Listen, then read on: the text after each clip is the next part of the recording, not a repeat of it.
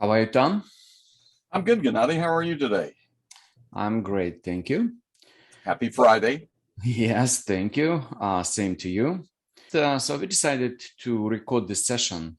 It is about writing, about sharing the experience, about writing as a career, about the life, about the tips. We can share that with the audience, and so let's see if that will be useful for someone. I hope so. Okay, with me is Tom Tate, and he's a writer and my friend, and he spent his life in writing, so he has built a career, and we would like to have his experience be shared with other audience and the users. So I'm gonna ask some questions, and we will have some answers, and it will be some kind of interesting. Somebody may pick up on for and use it in their life. Yeah, I hope it is useful. I mean, it's kind of like life lessons learned when it comes to what it takes to be a writer. We're doing this recording for as a part of the roadmap series. This is a Blogly YouTube channel that we try to get some tips and tricks, some anything to do with the content. That because we build the app for writing and for writers, we want to get as much as possible a coverage and visibility and understanding what's the writing is all about. Okay, Tom? Okay, sounds good, Gennady. Thank you for giving me the opportunity to chat with you. We talk a lot, enjoy it, and I'm happy to share what I can. All right, Tom. Thank you. And let me share my screen so we can just go ahead and start.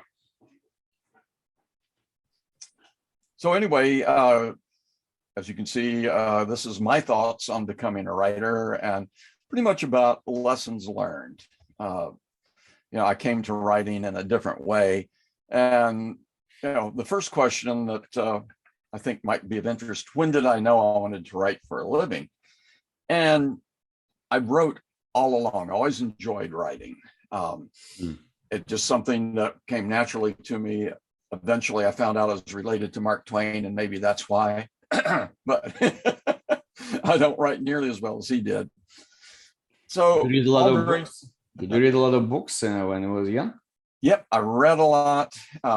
My mother had me look up words I didn't know. So if I was reading a book and came across a word I didn't know, she said, stop, look it up. And as a result of that, I have a really well-developed vocabulary, and that helps in writing. You'll see where as I get further into it. But throughout my career, I wrote scripts, I wrote literature, I wrote web copy, I wrote, whatever a business needed, I wrote it. My last corporate position was with an electric cooperative. And I walked in day one, they said, oh, by the way, you're responsible for a 4-page newsletter every month. I was like, okay, that wasn't in the interview. So anyway, what really prompted me to get into writing was the reaction that people had to this newsletter. And people began to call the CEO, write him, and say, hey, we really like how Tom writes. He takes complex topics, makes them understandable, and makes them fun to read. So that was kind of a revelation to me. I never had any feedback on how I wrote. People, yeah, that works fine. So but that was your starting point, and when you realized that you want to write and you want to express yourself. Absolutely. And actually, mother is the necessity of invention, or necessity is the mother of invention. That's the way to put it. A family need came up, and I took an early retirement from corporate America and decided I wanted to become a full-time writer. So that was back in 2013. So been writing for a living now for what, 9 years? Is that right? Don't check my math.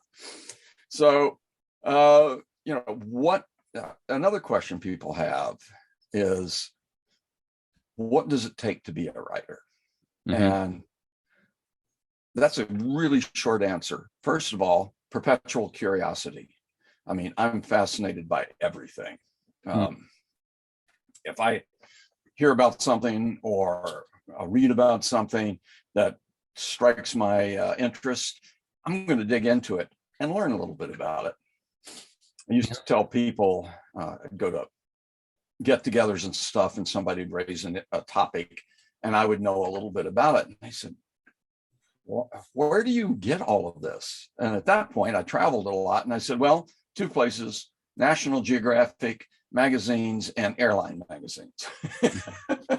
Just want to bring up that. So I know how hard it is to write the genuine original content, because when you write just simply, okay, just doing copying somebody else, that's different. But when you're trying to put your thoughts, that's a hard process.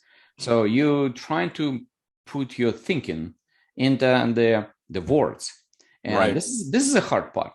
So what does it take for you? Because I know how hard it is for me, and I know I have my own ways how I do things when I write. And I tell you, when I sit down, sometimes it's just a grueling process of first, like I'm thinking, I'm trying this way and that way. Sometimes it just doesn't go until some point, until it just clicks.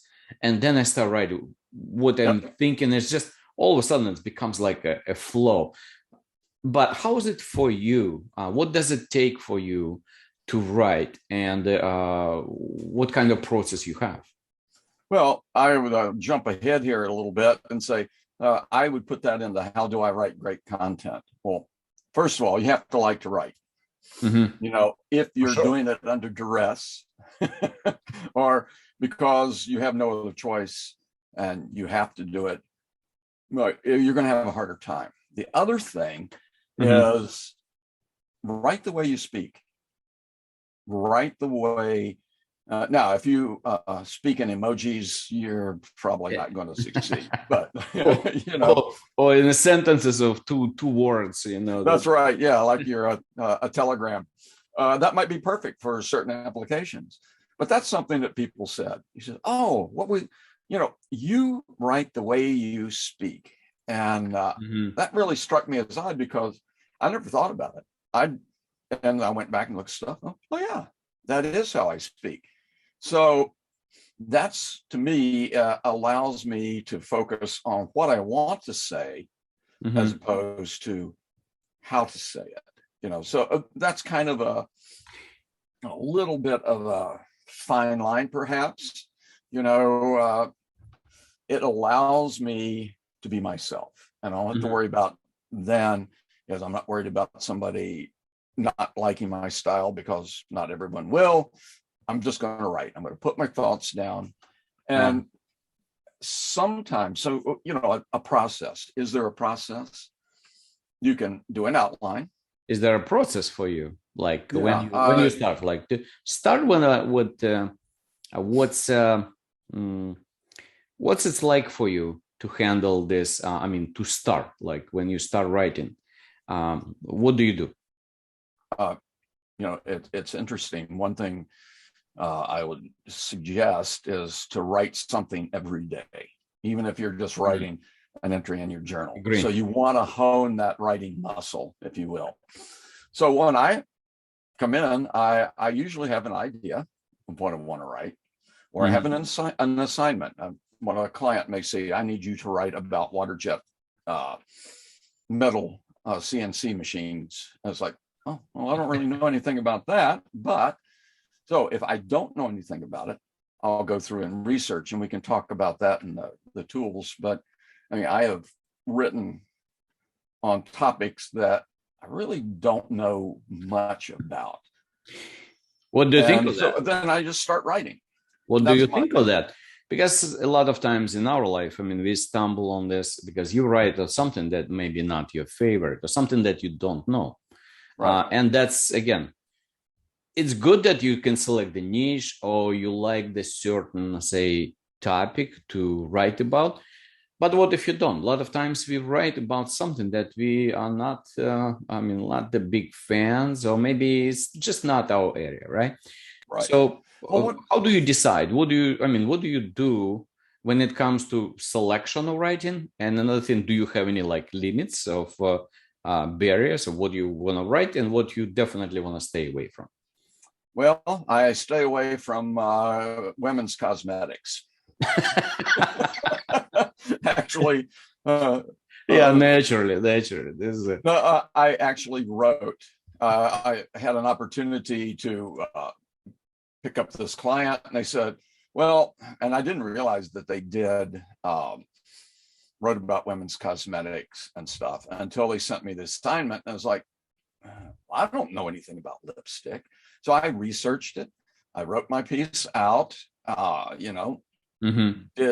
Thought a pretty good job, and no, didn't like it. So, if there is an assignment, and that's, for instance, I have a little blog site I call Simple Fixes. That's easy. I just go in. That's something you love to do. Yeah, I mean, I tell people about how to use a cork to, keep your furniture from bumping up against the wall and scraping the wall. Or how to use a matchstick to repair a stripped screw. So, that stuff, I love it. I get in, I take, just start writing. If it's an assignment that I don't know anything about, of course, then I'm going to research. Yeah. And, researching is essential. One thing when it comes to researching is, as you write, you must give proper attribution. Now, I'm not talking about attribution like you would do in a thesis or a university paper or something where you list out, at the end, you've got this gigantic list of sources, what you should do. And what's very common today is to link to the source of your information and to characterize it as a quote. Yeah, it's pretty standard especially in the blogging, and you have to mention the source where you found. Yeah. So because I don't want, and that gets to the point. One thing I really dislike is plagiarism. I mean, for sure. That's just no. If you're a writer and you plagiarize, well, I won't tell you. There is a lot of times that people find there's like a gray line between. It's a gray area where. Right. Do you write, when you write in a specific topic, there are like a million of other articles or information being written. So you basically can't come up with anything. You just simply put in your own kind of words, something that already been known and already written so many times. And of course, when you do the research, you stumble, you see all these documents, you see all this, web pages where you have tons of information. And how do you, when you do the research, you store it and then you reference it, but when you write, how you go about somebody else's content and your content, how you can make sure this is your content? What do you do about that? Usually when I get my research, I'll read it and I'll highlight pieces that seem to be pertinent to the article. Then I put that aside and I just go write.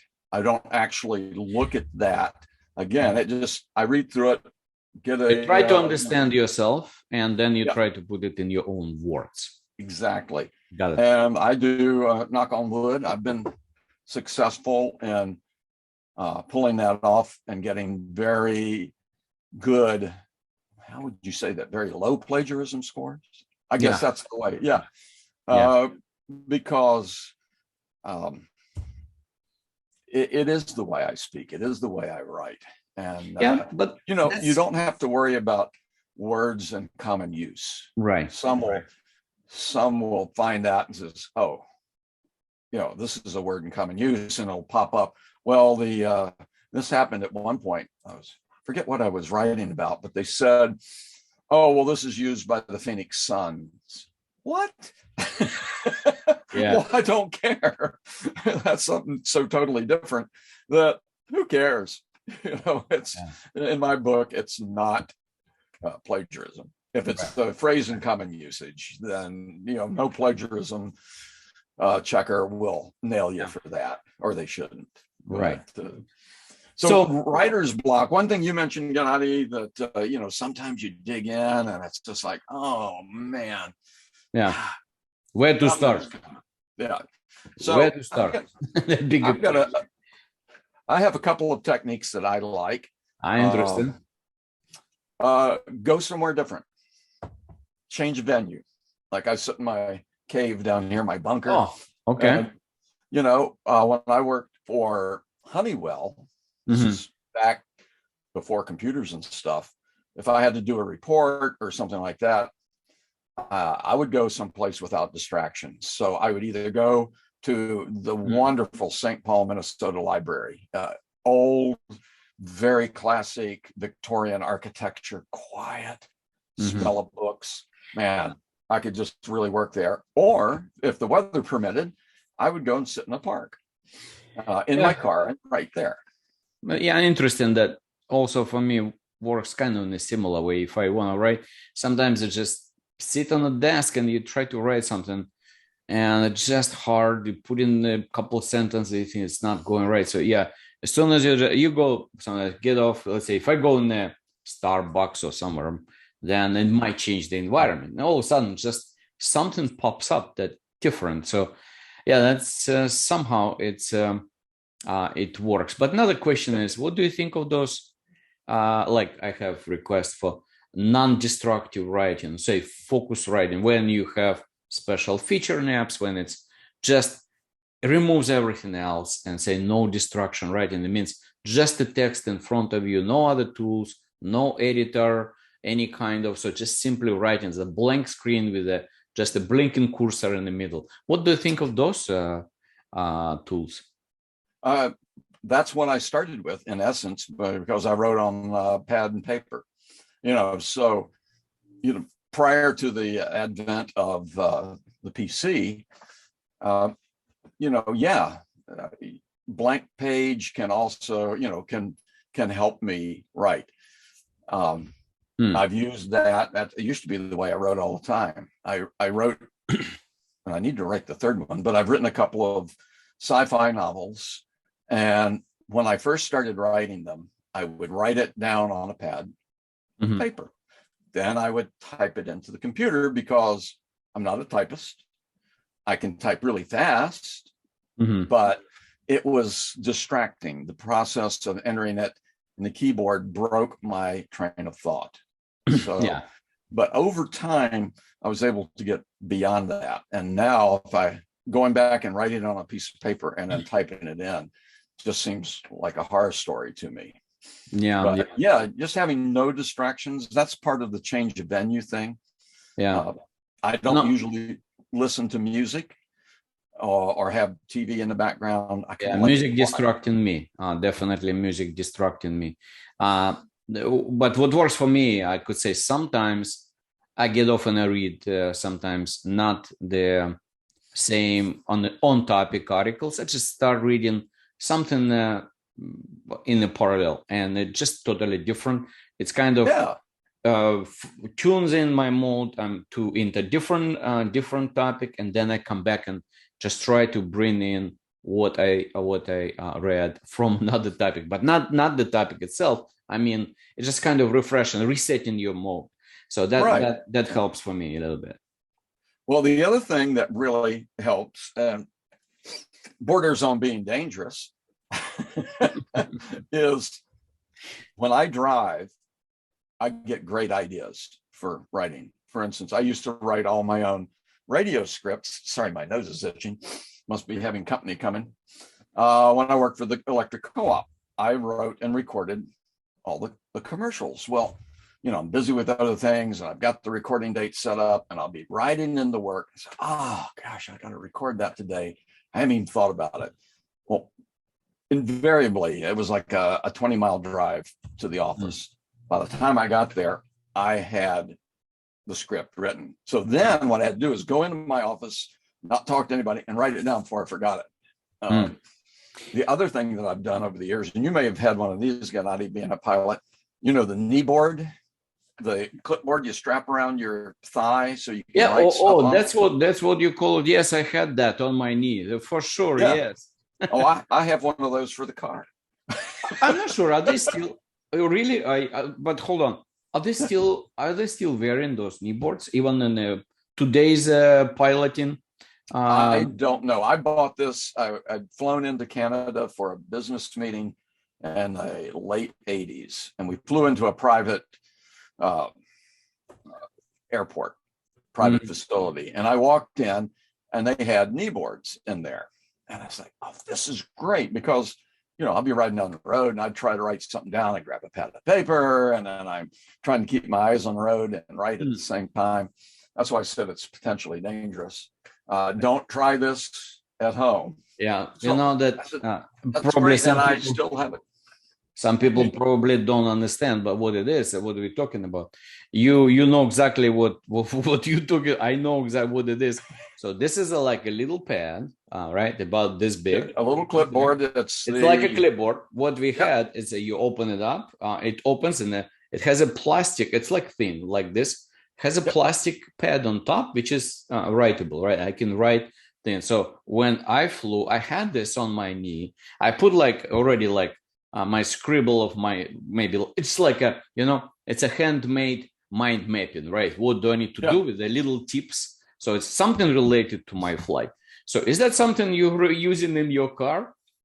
When you're... I still use it today. It's, you know, I've seen people driving down the road playing the clarinet, reading a book, reading a paper with their feet up on the dash. Now, how they do that, I really don't want to know.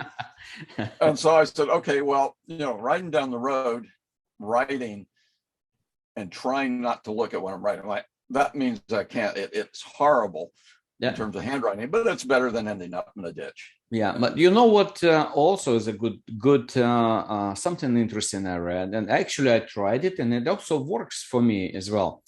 Let's say when I want to have I stumble and I don't know how to write the something that I want. One advice is just start writing. Doesn't matter how bad or shitty it looks, just keep writing, right? So just keep going and put in the whatever your thoughts you think. I mean, let it be. It's okay to have a crop out there for because you're not putting out yet, because that's gonna come. The next process will be editing. So when you get to that, you just throw the things on this, whatever you think maybe doesn't even look very pretty, but you keep doing it, and then you have a kind of, let's say, a page, you write some little half a page or a page you write, you come back to that tomorrow, and then you see, oh, I might change here, but there is something good about this idea, and you start writing, all of a sudden you see it's improving 1,000%, and this 1,000% will make such a huge difference from what you started and what you end up with. And at the end, of course, you got to do the polishing up, editing, editing. You might take 2-3 shots, maybe more, until you get to the version you need. And that's important, especially when you want to write something original. Again, in my view, and you tell me if I'm wrong, in my view, in today and tomorrow, in a business online, what counts is original thought and something that people can sense it, that's written. Somebody thought about it. They didn't steal it. They didn't copy anybody else. You kind of inside, you can feel that was copied somewhere, and you can see the pieces put together, and sometimes they don't make sense. They kind of, there is a good sentence here and there, but the line, the all outline, when you think about it, it's lost, it's broken, it doesn't have the connected pieces. And that's a really sad part when somebody spends a lot of time but using someone else's pieces, someone else's content, using this AI. A lot of times the AI is crappy, and then you get this crap, you're trying to fix it, and you spend more time on fixing it. Yeah. Well, one thing you said, another thing I'll do, as I call it, it's the old phrase, sleep on it. And that's what you said, you write it all down. It doesn't, you're not worried about any style. You're just capturing the stream of consciousness next day. Well, you've slept on it. And my theory, well, it's not my theory, I've read it, is that your subconscious processes that. And that's why a lot of times when you wake up in the morning, you've got some really great ideas. Well, you ought to catch them while you can. Otherwise, your conscience will, whoop, okay, I'm in charge again. Go back to sleep. And that's exactly when you're talking about editing. That's exactly like you're talking about next step. That's when you find your voice. Then when you find that's exactly how I want to say that. And then you start liking it, what you write. And then you polishing up in it, and you get to your voice. And how important for you to get to your voice. And I know your way. I know when I read your content, I can recognize that's you. Thank you. Well, and same for you. I mean, you're a great writer. I know you say. I'm more writing in Russian than I'm writing in English, but yeah. Well, I wouldn't be able to read that. But so finding your voice it's kind of like writing the way you speak. Not being forced into some style or methodology. And if you look down there, I said, do you have to use the AP Stylebook or the Chicago Manual of Style? No, you don't. Let me grab this. Oops. Here is the Associated Press. I don't know, that looks reversed on my screen, but this is the Manual of Style. Well, all right. In my cynical view, or my experience, I have never heard anyone anywhere say, oh, I didn't like that article because it didn't follow the AP Stylebook. No, nobody knows that. I mean, 99% of the people don't give a rip. They want it to be engaging and informative. And that's where you can find your voice. Now, go ahead. I'm sorry. Yeah, to get to the point. So when you write a certain sentences, sometimes sentences could go against the grammar or like maybe improper saying, but you still insist on it. I want that way because it's kind of represent you're right. But of course, it's not a mistake, but it's just the way you put in says sometimes it's not how it should be as a proper English. But that's okay. What do you think about that? Is that okay to use this kind of expressions? Oh, absolutely. See, I mean, how about grammar and sentence structure? My English and grammar teachers who have passed will be rolling in their graves, and those who are still alive will be wincing. But you know what? For instance, I use Grammarly extensively. And Microsoft Word is coming up with theirs is getting very good. Anyway, Grammarly doesn't like the way I say things, and that's fine. Yeah, I noticed that sometimes it doesn't like it. Looks like it's proper, but it doesn't like they want to change it. Yeah. So, for instance, here's one. Looking at what I wrote here, I wrote, a family need forced me to take an early retirement. Well, Grammarly wanted it to say family needs forced me into retiring early. Well, you know what? Okay, that's fine, but that isn't how I would say it. So you don't have to be a slave to it, but you do have to spell correctly, and you do have to use the right word. You may have heard of a malapropism. That was what's the name? A malapropism. That's a word that sounds right, but it isn't. And there was a famous book, Mrs. Malaprop, and she was famous. And the book was hysterical because she would use words that sounded right but weren't. So check your spelling. Check the use of word. I mean, as I said, I'm not a typist, so I do need to go back through and make sure that I didn't miskey something. Autocorrect a lot of times will give you a problem. It may think that you meant one word and gives you that when you meant something different. So the other thing that I've read is never end a sentence in a preposition. And that's like, oh, that's the place I'm going to.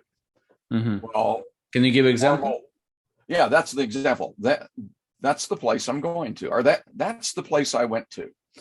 Oh, ending on for, like, yeah, or like a preposition like to, or that's why I'm here. That's what I'm here for, right? Yeah. Is it the proper or not proper? Yeah, it's fine. I mean, it's been it's the way people speak. So if you were writing for a company that had a very strict style book, and you can find a clients that have this is our style, this is the way we like to capitalize things and say things and position things, you have to follow that. But if you're writing something and putting it in your own words, again, Grammarly will ding me on it, but it's gotten less and less. But you know what? I noticed Grammarly has that option, that where you select what kind of style you have, whether it's a business, joyful, it's informative. So you got to select the proper style, right? I think it helps. If you select, say, joyful, that means it may give you like some slack in selecting certain words and certain expressions, right? Right. Well, I can, as I say, having written a lot of technical documents and my vocabulary over my career, everyone in business would say, "Oh, you got to dumb it down. You're just writing at too high a level." And it's like, okay. Yeah. For me to get down to the level that I wanted, which was 6th grade, it was all bullets. So as far as the tools, I know Grammarly is one of the top. Yeah. There is another tool is also coming up, and is really becoming, it's getting better and better, is Linguix. So Linguix is another very similar type of tool, correcting the grammar and providing the sentences. And so as far as the tools, I think there are a couple more tools that I could recommend. Yeah. What do I use? I mean, initially, I'll give you the timeline of my tools. Pen and paper. Okay. That's Microsoft Word, Bloggly. So that's kind of thank you. Yeah, I thought I'd throw that in, but it's true. I mean, right now I love writing in Bloggly for a variety of reasons. All right. We're not promoting. I won't go too far into that. Yeah, let me just say, we're not promoting. This is the webinar, or say this is our discussion, is not for Bloggly promotion. So Bloggly is Bloggly. So let's I want to stay neutral. So we're talking mostly about the tips, tricks, and help for starting writers. And I don't consider myself as a writer more, but I like writing. I love writing. Most of my writing is done in Russian. I write for myself sometimes. So, but I do like writing in English as well. But English is harder for me. It's not my native language. But there is a certain two types of writing. So one thing is writing for like blogging, and another thing is more creative writing when you write a book. And of course, okay, just one more time, I mentioned the Bloggly. Bloggly can serve both. I mean, you don't have to be not only for bloggers. It's also for the creative writing. But now let's put aside the tools. But what I'm saying is, that's fine. And that was not audience. Gennady did not ask me to plug Bloggly. I use it. So if it's a tool I use, why not say that? SEO is another thing that might be a bugaboo. What kind of techniques you use? Let's say, because if you separate, say, the writing for blogging, right, for bloggers, bloggers for your clients. Let's say you write for your clients, that's one thing, but and I know you're writing like your own, you have your own creative writing, so you're writing also. How you separate them? Is your approach changes? Is your like certain techniques changes? Like I know that in the blogging, it's so important that because you need to do research, you've got to come up with the outline, and the better outline you do, it's a lot easier to write. How about the creative writing? What do you do on this? Sorry, do you see the differences in? Oh, that's a whole lot harder. Believe it or not, that is a. I believe it now. Yeah. In fact, I struggle with it. Usually it takes me about 7 to 10 years to write a book. part of that is I'm busy doing other things, but part of it is, I've got this story in mind, but it hasn't gone anywhere yet. It's gone to this stage, and now it needs to go to the second stage. You know how long? You know how long is for Tolstoy it took to write War and Peace? 25 years. Okay, I don't feel so bad now. Don't feel so bad. So go. Oh, here. One thing I do, and this is. Let me grab this. All right. So this is this the right one? Yeah. This is a Hemingway technique. I have a little moleskin journal here, and when I get ideas for the book, I just write them in here. That's one of the things that works for me, and there's a lot of science behind it now, is that the act of physically writing on paper locks something in your brain. Agree. And we are in my school when I was growing up, I had to do a lot of writing. There was no computer, so when I was in the college, we were writing they call it conspects, right? So I can remember my one lecture, say for 2 hours lecture, I was easy. I can do 15 pages in lecture because you keep writing when the professor's saying, you keep writing. And sometimes I can see my writing goes like, ooh, and I fall asleep. That happens. So writing is really important. Yeah. And even today, like yesterday, I was in a meeting. So I have other notebooks. I mean, I do like written. And if I'm sitting in interviewing a client or something, then, I'll fill out pages of content. You know what? My son just brought in another gadget today. Is they do have a paper, which is they sell the notebook, the regular physical notebook, which is, of course, it's wipeable, right? So you write and then you wipe. But the trick is this.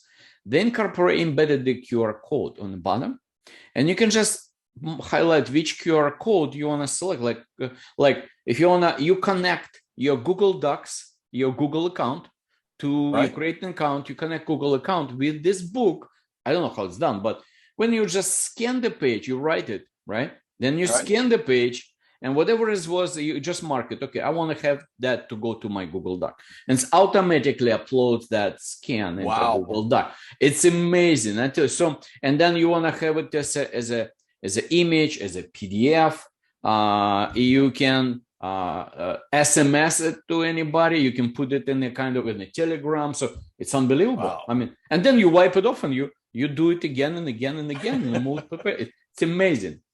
Well, I have another similar tool that I used in years past. Oh, I gotta get a bunch of stuff off. And it's a digitizing pad. Yeah, but those tools are this one particular. It didn't get my. When you write it, you mean it appears as your document, right? Right. Those kind of tools, I always, for some reason, I didn't want to even try them. But when I saw my son book, I wanted to try that. It's somehow it's disconnected. You write in it. All you do just quickly snapshot, boom. It's not just goes. It's automatically linked between them. So it's keep collecting. See, now that makes this device I have look like a clay tablet and a stick. But once I trained it to recognize my handwriting, like I was on the board, my homeowners association, I was in charge. I ran the safety committee at the co-op. So we'd have meetings and I would write out the notes, go back to my computer, plug it in, and it would go through the OCR, optical character recognition. Yeah. And I had about 90 to 95% recognition, and I could clean it up, and then I was done. I was done with the notes before people got back to their desks. Yeah, you know who has the worst writing in the world? The doctors. Doctors. We agree. It's universal. For some reason, I saw, it's only in my country. I mean, you can read the prescription. You can understand what they're scribbling. And they're like, oh, geez, how did you? But they understand each other very well. They show up. Oh, yeah, I know. What are you talking? I can't even read it. They understand each other. I think it's kind a code. of a code language they write. I don't know what it is. I think there are classes on how to write poorly. So nobody understands it, but they don't. So it's secret. Only for doctors. Yeah. Yeah, that's funny. So, just talking about what I write, I write about anything. I made up a list I sent you. I write about high hazard gas detectors. They're detectors that are put into highly flammable and explosive environments. Write about watches, wristwatches, gadgets, conservation, energy conservation. I write reviews. I got a note from. Let me ask you, do you do your own, proofreading, or you just want to validate with someone else for the proofreading? Like kind of somebody reads it before you finally publish it? Or? No, I do all of that.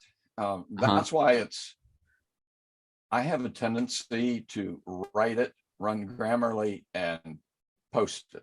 And I have to be very careful about that because I do make mistakes. And, I don't like to make mistakes, but it's a fact of life. So I have to be I have to be cautious about that.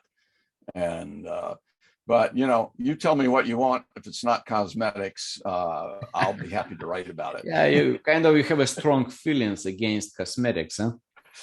No, I mean, they're, it's a great product for the people who use them. What? Oh, but what did I get the other day? I got I review stuff that I buy, particularly on Amazon and really? That's the one thing. I think I wrote only once on Amazon because I don't know. I just don't have enough time, and I just say, should I sit down and write? Unless I totally hurt by what they send me and some really bad product. Yeah, I'm gonna take some time and write. But other than that, okay, I do not have. Yeah, product is great. Yes, thank you very much. I can just say thank you, but beyond, I just didn't have time. But you are one of those who writes all the reviews, eh? Right, and I'll write good and bad.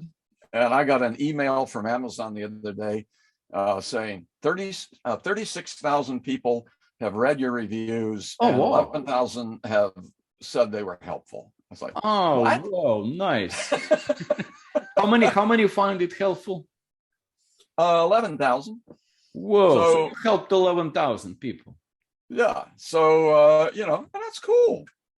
Yeah. So I'll write about restaurants. I mean, one of my dreams was to be a travel writer and to travel the world and go to exotic locales like the Maginot Line or Machu Picchu and write about my adventures. Well, that doesn't happen these days because of COVID. But, if I go to a local restaurant, I will write a review.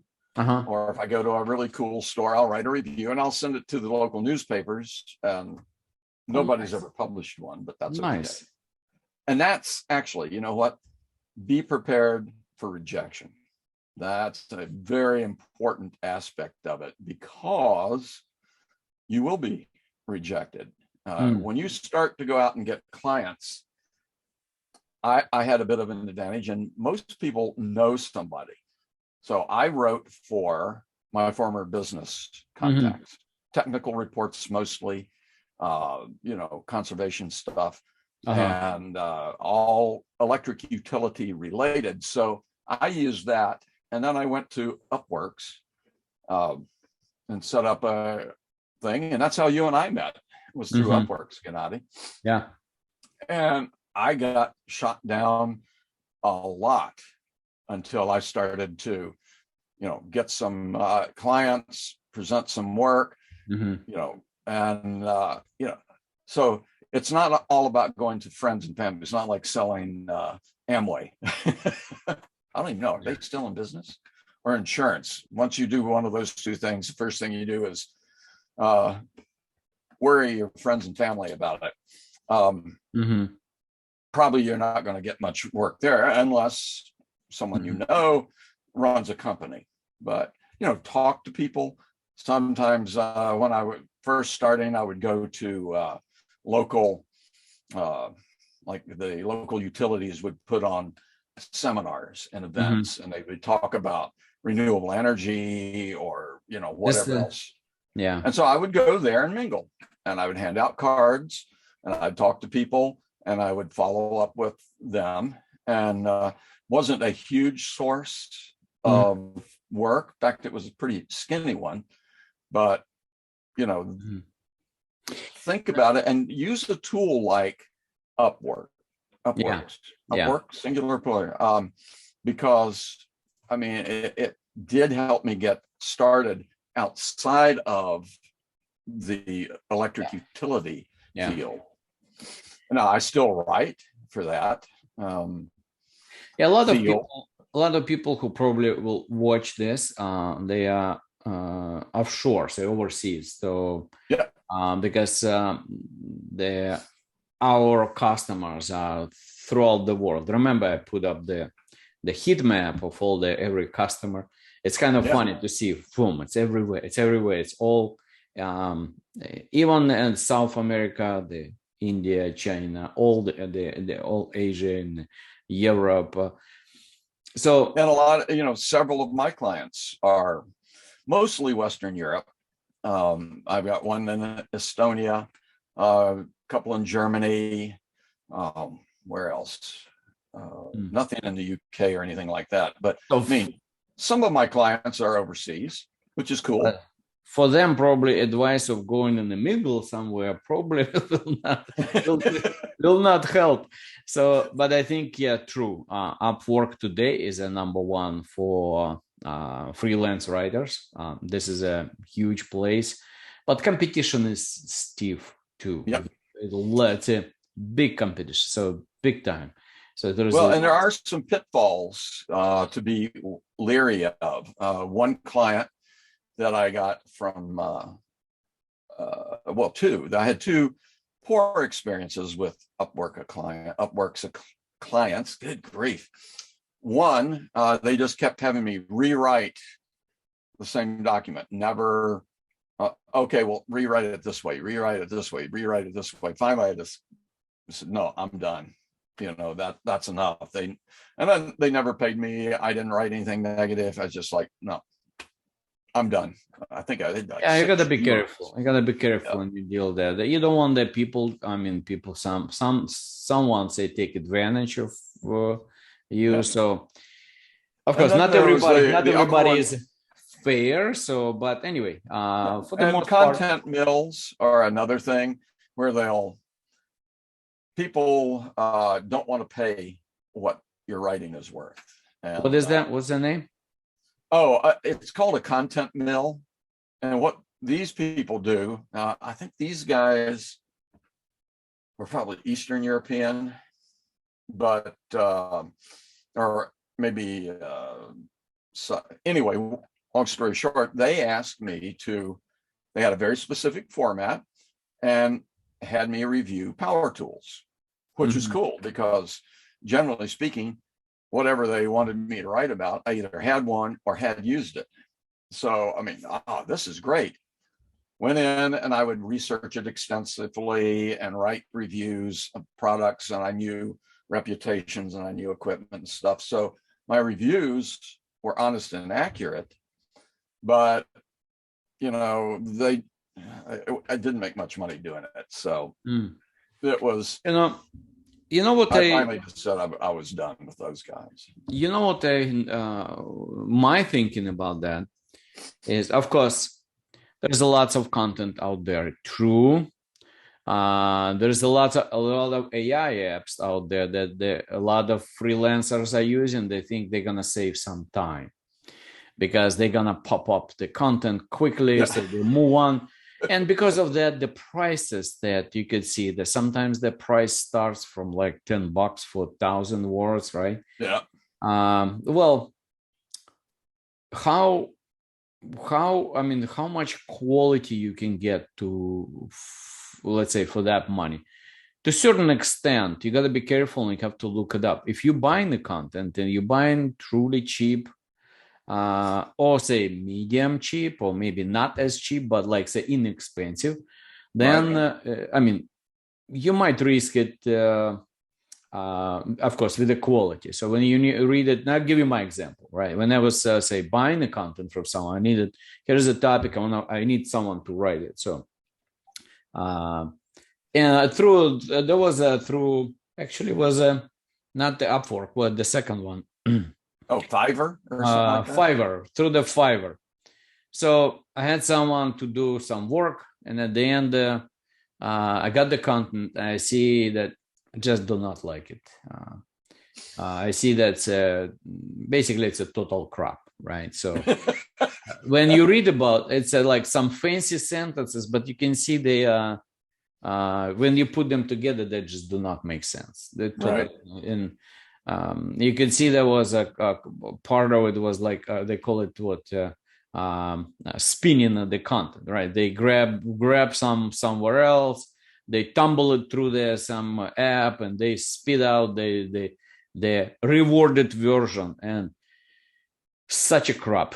So I basically refused it, and I said, okay. They said, okay, we'll do the rewriting. So they do the rewriting. It's looks a little bit better, still not good. I send them back, said, listen, I just do not like it, and I think it's no point for me to send us back and forth. Why don't we just stop it? I'll get my money back. I said, no, we're not getting we're gonna rewrite it again, but we're not getting money. So I couldn't get my money back. So I decided, okay, I just take this, fine. I'm gonna rewrite myself. I'm just gonna throw it away. I'm just gonna do it myself. But what's the point? So now you're thinking that you could save some money by buying it cheaper, but at the same time, you're not guaranteed for the more expensive one. There is no guarantee. The only way would be guarantee, right? If I get like 10 of articles that different prices, different ranges, and say, disregard the cost. Say, okay, I want to read them all, and I want to pick the best one, what I think, and then I consider maybe first one is the best, and then second best. I want to compare their prices and see maybe the difference. Maybe it's not the fact yet that the great content will be most expensive. There is no guarantee for that, right? So you never know, but you definitely need to check it out, test the waters, read it through, and see which one you like. And the content to content make a huge difference. The piece to piece, huge difference in the style of writing, in the way it's presented.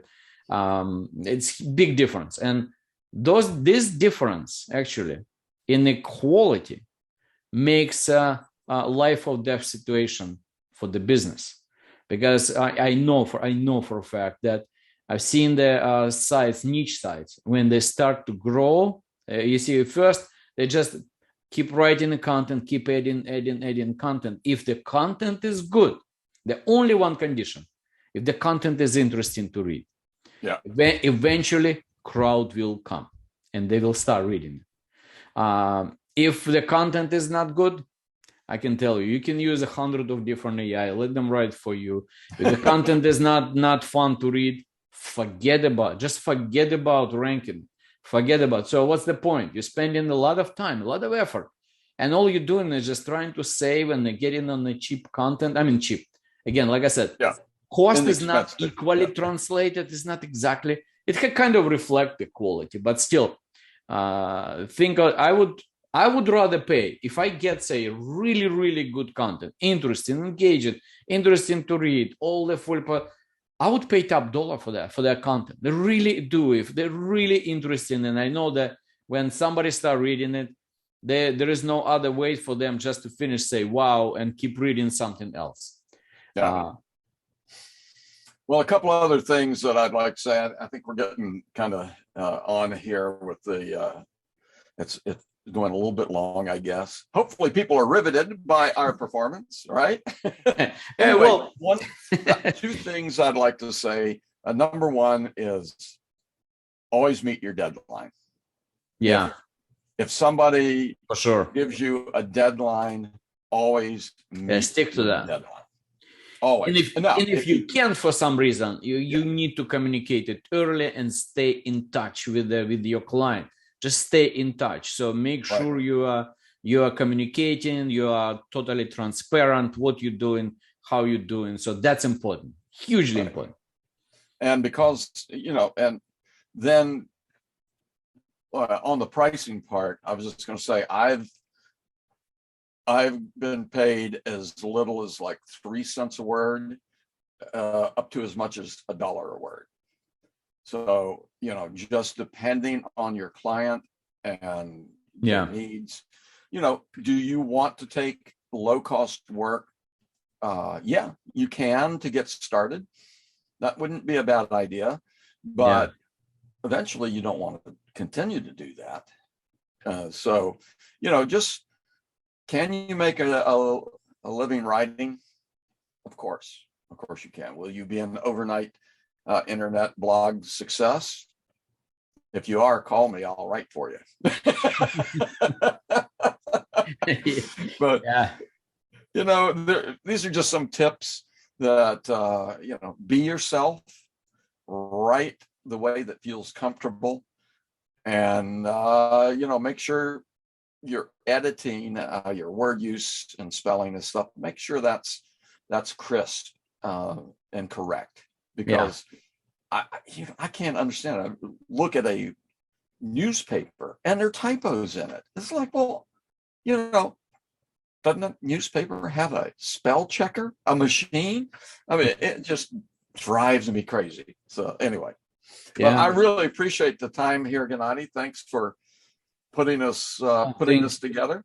Yeah, thank you for giving your thoughts. I mean, sharing your experience. And I tell you, this is actually, it's only the first one, and we will continue on that, because I think this is a topic that it's not done. And what we will do next time, we're going to invite some people from some founders, some startup people, some business people, and let them share their experience of bringing the content, bringing the business, because the only one way to promote your website is by creating good content, quality, interesting, engaging content. That's the only one way.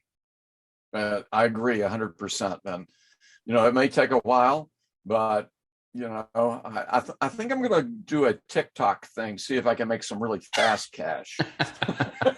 TikTok is good, but TikTok is such an addictive thing. I don't even go there.